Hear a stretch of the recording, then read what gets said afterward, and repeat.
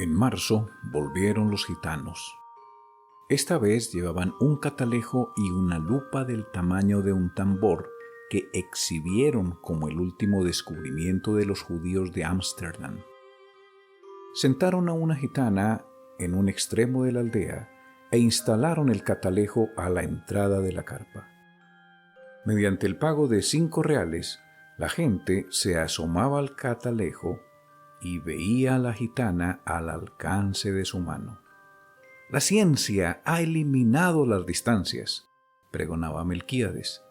«Dentro de poco, el hombre podrá ver lo que ocurre en cualquier lugar de la tierra sin moverse de su casa». Un mediodía ardiente hicieron una asombrosa demostración con la lupa gigantesca. Pusieron un montón de hierba seca en mitad de la calle y le prendieron fuego mediante la concentración de los rayos solares. José Arcadio Buendía, que aún no acababa de consolarse por el fracaso de sus imanes, concibió la idea de utilizar aquel invento como un arma de guerra. Melquíades, otra vez, trató de disuadirlo, pero terminó por aceptar los 2 lingotes imantados y 3 piezas de dinero colonial a cambio de la lupa. Úrsula lloró de consternación. Aquel dinero formaba parte de un cofre de monedas de oro que su padre había acumulado en toda una vida de privaciones, y que ella había enterrado debajo de la cama en espera de una buena ocasión para invertirlas. José Arcadio Buendía no trató siquiera de consolarla.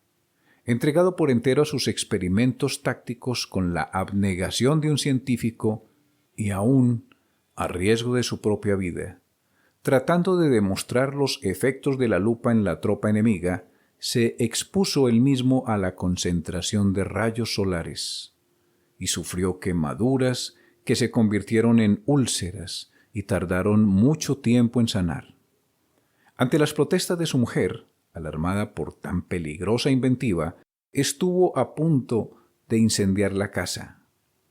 Pasaba largas horas en su cuarto, haciendo cálculos sobre las posibilidades estratégicas de su arma novedosa, hasta que logró componer un manual de una asombrosa claridad didáctica y un poder de convicción irresistible. Lo envió a las autoridades acompañado de numerosos testimonios sobre sus experiencias y de varios pliegos de dibujos explicativos, al cuidado de un mensajero que atravesó la sierra y se extravió en pantanos desmesurados. Remontó ríos tormentosos y estuvo a punto de perecer bajo el azote de las fieras, la desesperación y la peste.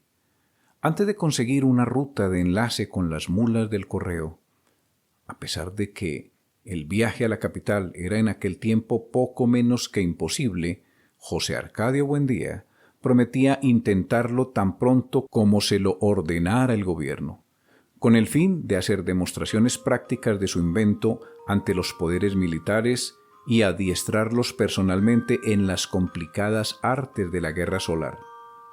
Durante varios años esperó la respuesta. Por último, cansado de esperar, se lamentó ante Melquíades del fracaso de su iniciativa, y el gitano dio entonces una prueba convincente de honradez. Le devolvió los doblones a cambio de la lupa, y le dejó además unos mapas portugueses y varios instrumentos de navegación.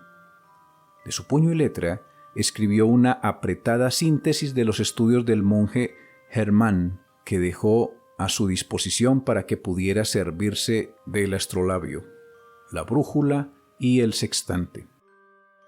José Arcadio Buendía pasó los largos meses de lluvia encerrado en un cuartito que construyó en el fondo de la casa para que nadie perturbara sus experimentos. Habiendo abandonado por completo las obligaciones domésticas, permaneció noches enteras en el patio vigilando el curso de los astros y estuvo a punto de contraer una insolación por tratar de establecer un método exacto para encontrar el mediodía. Cuando se hizo experto en el uso y manejo de sus instrumentos, tuvo una noción del espacio que le permitió navegar por mares incógnitos, visitar territorios deshabitados y trabar relación con seres espléndidos, sin necesidad de abandonar su gabinete. Fue esa la época en que adquirió el hábito de hablar a solas, paseándose por la casa sin hacer caso de nadie, mientras Úrsula y los niños se partían el espinazo en la huerta, cuidando el plátano y la malanga, la yuca y el ñame, la auyama y la berenjena. De pronto, sin ningún anuncio, su actividad febril se interrumpió y fue sustituida por una especie de fascinación. Estuvo varios días como hechizado, repitiéndose a sí mismo en voz baja un sartal de asombrosas conjeturas. Sin dar crédito a su propio entendimiento, por fin, un martes de diciembre, a la hora del almuerzo, soltó de un golpe toda la carga de su tormento. Los niños habían de recordar por el resto de su vida la augusta solemnidad con que su padre se sentó a la cabecera de la mesa. Temblando de fiebre, devastado por la prolongada vigilia y por el encono de su imaginación, y le reveló su descubrimiento. La tierra es redonda como una naranja.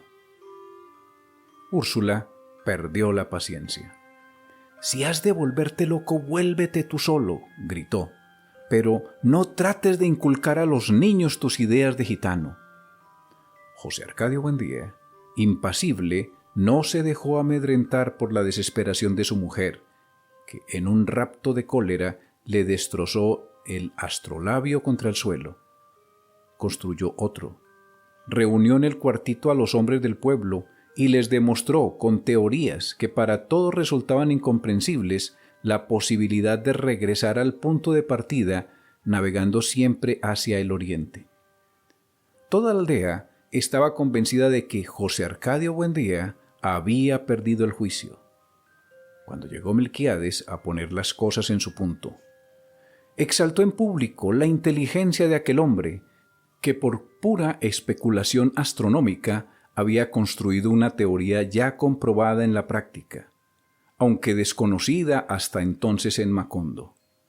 Y como una prueba de su admiración, le hizo un regalo que había de ejercer una influencia terminante en el futuro de la aldea: un laboratorio de alquimia.